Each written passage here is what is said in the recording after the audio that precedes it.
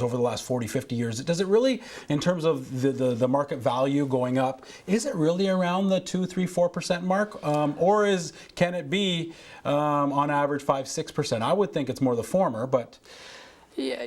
You know, we are seeing growth that's unprecedented, but I still believe next 2, 3 years we still have some growth ahead of us. You do? I do.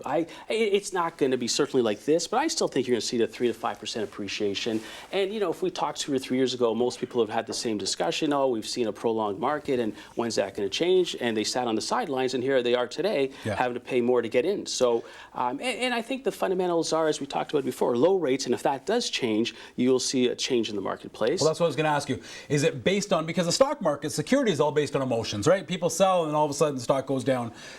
In terms of real estate, is that really the bottom line, what it's based on, interest rates? One of the components. I wouldn't say the sole exclusive factor. So you're still looking at, you know, we've got a lot of industry here, we've got a lot of new immigrants, so there are factors here that are contributing to that. Certainly rates is a critical consideration, but not the sole consideration. Okay. So somebody, if they were to call in and they were to say, Sam, you know, should I sell now? Should I buy now?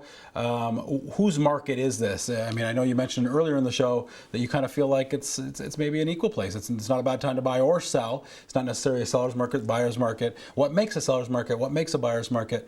Maybe you can touch on those things. Sure.